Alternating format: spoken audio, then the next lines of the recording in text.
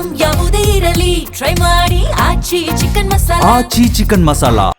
என் நெஞ்சில் குடியிருக்கும்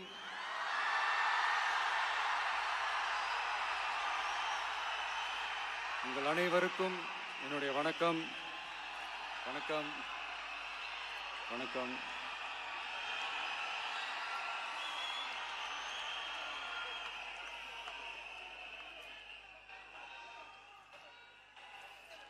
என்ன சொல்றது, எப்படி ஆரம்பிக்கிறதுன்னு தெரியல.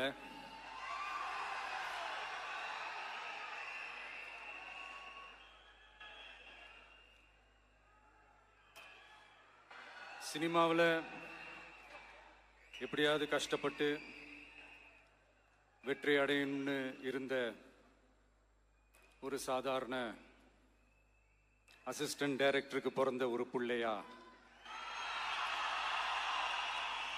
எனக்கும் வாழ்க்கையில் வறுமைனா என்னன்னு எனக்கு நல்லாவே தெரியும்,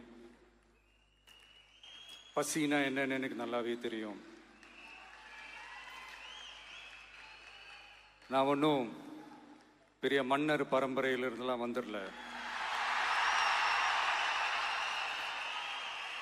உங்களை மாதிரி தான், உங்களில் ஒருத்த மாதிரி தான், உங்க குடும்பத்தில் ஒருத்த மாதிரி தான், உங்க புள்ள மாதிரி தான், உங்க மகன் மாதிரி தான், உங்க அண்ணன் மாதிரி தான், உங்க தம்பி மாதிரி தான்.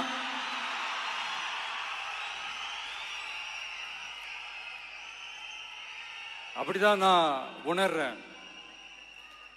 நீங்களும் என்ன அப்படி நினைச்சதுனால தான் சினிமாவில் எனக்கு ஒரு மிகப்பெரிய ஒரு இடத்த ஒன்று கொடுத்தீங்க. இப்போ அதையெல்லாம் விட்டுட்டு உங்களுக்காக நன்றி கடன் செலுத்துறதுக்காக அரசியலுக்கு வந்த உங்க விஜய, இந்த விஜய, நீ வா விஜய், நாங்களா இருக்கோம், பாத்துக்கிறோம். விஜய் தம்பி நீ வா, நாங்க இருக்கோம். விஜய் தம்பி நீ வா, நாங்க இருக்கோம். அண்ணா நீ வாடா, நாங்களா இருக்கோம். நண்பா நீ வா நண்பா, நாங்களா இருக்கோம் சொல்லி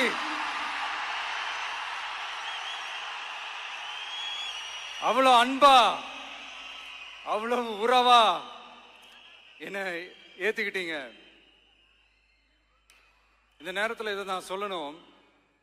இந்த டிராவல்ல, இந்த ப்ராசஸ்ல எனக்கு எவ்வளவோ கஷ்டங்கள், எனக்கு எவ்வளவோ இந்த அவமானப்படுத்தினதெல்லாம் ஒரு பக்கம் இருந்தாலும், எனக்காக கூட நின்ன உங்களுக்கும் அதே மாதிரி கஷ்டங்கள், அதே மாதிரி அவமானங்கள், அதையெல்லாம் நீங்க பெருசா எடுத்துக்காம, அதையெல்லாம் நீங்க பொருட்டாவே எடுத்துக்காம, என்னோட வலிகளை, என்னோட வேதனைகளை உங்களோட தான் நினைச்சு என் கூடவே நின்னு இன்னைக்கு சி ஜோசப் விஜய் எனும் நான்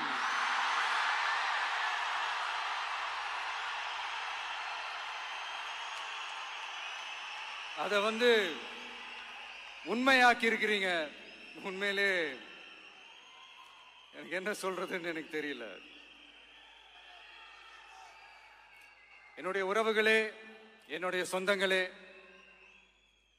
நான் ஒன்றும் தேவ தூதன்லாம் கிடையாது. நானும் ஒரு இயல்பான ஒரு வாழ்க்கை வாழ்ற ஒரு சாதாரணமான மனுஷன்தான். நான் முன்னாடியே சொன்ன மாதிரி அது செய்வேன் இது செய்வேன்னு பொய்யான வாக்குறுதிகள்லாம் கொடுத்து உங்களை நான் ஏமாத்த மாட்டேன். எது சாத்தியமோ அது மட்டும்தான் நான் செய்வேன். இம்மிடியேட்டா உங்க மனசுல ஒரு கேள்வி ஒண்ணு வரலாம், அப்ப சாத்தியம் இல்லாததை செய்ய மாட்டாங்களா, செய்ய முடியாதா அப்படின்ற ஒரு கேள்வி ஒண்ணு வரலாம்.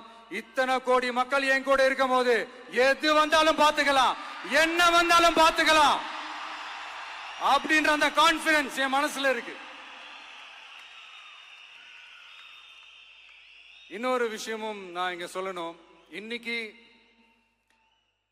நம்ம தமிழ்நாடு கவர்மெண்ட் இருக்கிற அந்த நிலைமையை பத்தி நான் உங்ககிட்ட நான் சொல்லணும். கிட்டத்தட்ட 10 லட்சம் கோடிக்கு மேல கடன் வாங்கி வச்சுட்டு போயிருக்கிற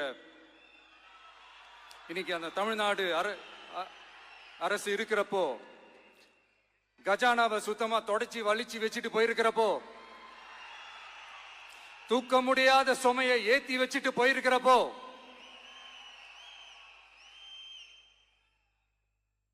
அப்படிப்பட்ட ஒரு நிலைமையில தான் இந்த பொறுப்பை நம்ம கையில் எடுத்திருக்கிறோம். உடனே நீங்க நினைக்கலாம், என்னடா இவர் ஏதோ பொறி வச்சு பேசுறாரா அப்படின்ட்டு. அப்படியெல்லாம் எதுவுமே கிடையாது. உள்ள போய் பார்த்தா தான் தெரியும் எது எந்த நிலைமையில இருக்குன்னு, என்ன இருக்கு என்ன இல்ல, எது எந்த நிலைமையில இருக்கு எது எந்த நிலைமையில இல்ல. சோ அதையெல்லாம் பார்த்துட்டு உங்களுக்கு ஒரு வெள்ளை அறிக்கையா அதை வெளியிடணும்னு நான் நினைக்கிறேன். ஒரு